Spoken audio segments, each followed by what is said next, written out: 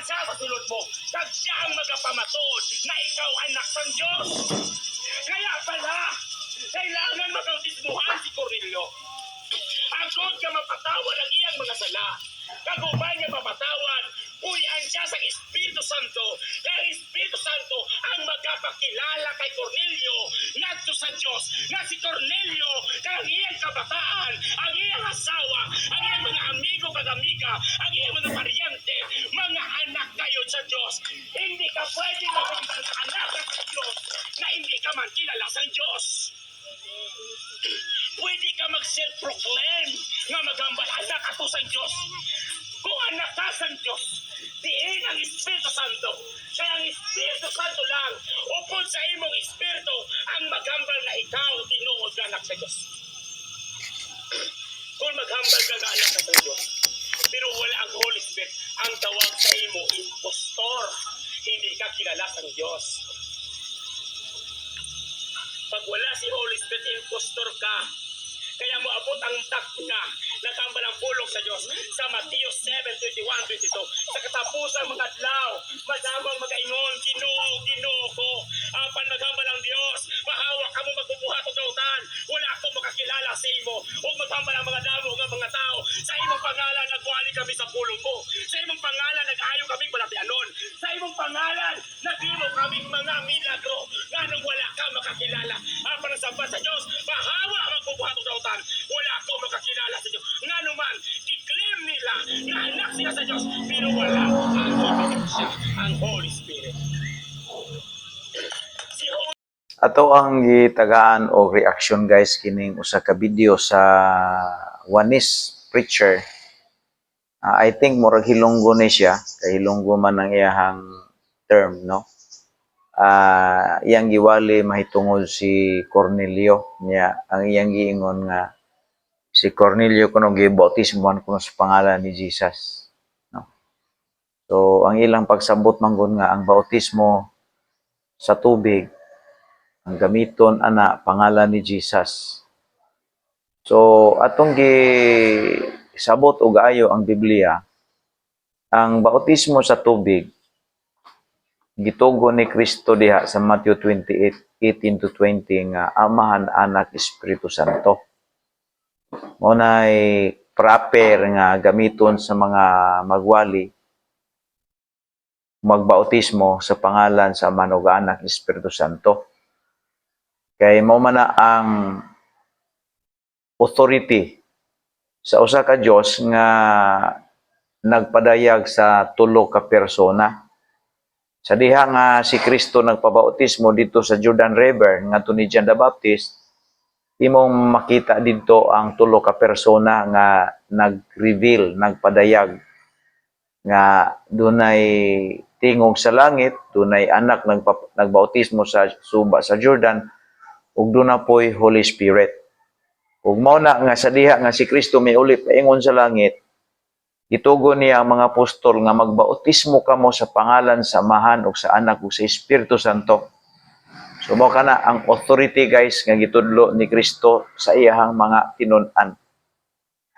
Ug nga kining bautismo sa tubig mao gina siya ang proper nga gitudlo ni Kristo sa iyang mga alagad. Kining bautismo sa pangalan ni Jesus, mo ni guys ang imuhang pagdawat ni Kristo nga imong manluluwas. Kada bang imong dawaton siya ba? Si Kristo imong dawaton nga imong personal nga manluluwas. Aron nga siya maluwas. So sa diha nga dawaton sa usa ka tawo, si Kristo nga iyang Ginoo manluluwas, mao nang panahon na nga mabautismuhan siya sa pangalan ni Jesus, kay ang Holy Spirit mo puyo sa iyang kinabuhi. So wala ni nasabti sa mga Wanis, kay wala lagi theological proper study sa Biblia. Mao nga kung imong tan-awon ang ilang mga pagwali puro invento sa ilahang dagan silang utok nga wala gyud sa kamatuoran guys. So makita nimo nga lisod kaayo kung ikaw magbasa-basa ka sa Biblia kay mag-imbento magag-imong kaugalingong opinion. Now, ang bautismo sa pangalan ni Jesus nga gisgutan diha ni Pedro diha sa Acts 2:38, mao lagi nang imong dawaton si Kristo nga imong manluluwas. Mao nay bautismo sa Espiritu Santo. Sa Efeso 1 versikulo 13, klaro kaayo nga sa diha nga makadungog ka sa maayong balita sa kaluwasan niya, mutuo kag mudawat ka, silihan ka sa Espiritu Santo timan nga ikaw iya na. That is baptism of in the name of Jesus Christ.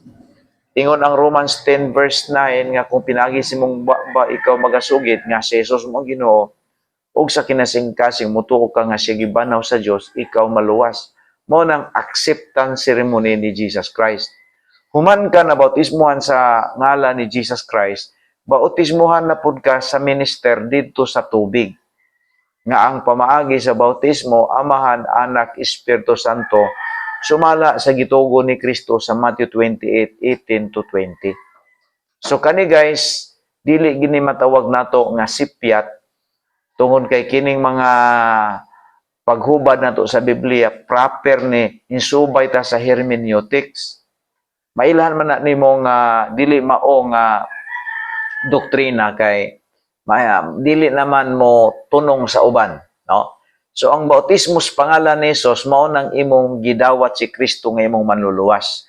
Human ka na bautismohan sa Holy Spirit pinagi sa ngalan ni Jesus, bautismohan na pud ka didto sa pastor, didto sa lokal nga iglesia sa tubig nga ang pamaagi sumala sa gitugo ni Kristo, Amahan, Anak, Espiritu Santo. Ang pangutana sa Kristohanon o sa Christianity or sa Christianity nga Kristohanon nga kinabuhi, kapilid ay bautismuhan ang followers ni Jesus sa atong panahon karon. Guys, kaduha na kanang imong pagdawat ni Kristo, mao na siya ang bautismo sa pangalan ni Jesus. Dahil human ka na bautismohan sa pangalan ni Jesus, bautismohan na po ka sa bautismohan ka sa authority sa simbahan, ang pamaagi, Amahan, Anak, Espiritu Santo.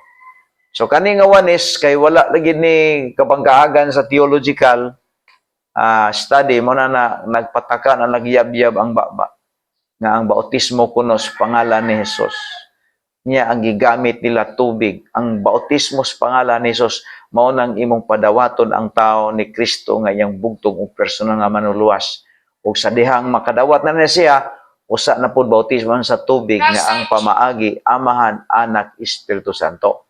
Mao kana guys ang correct nga interpretation sa Bible nga ato gyung gisunod kay kining Bible dili pwede usbo nato ni, di pwede ato ning mag-imbento ta dinhi.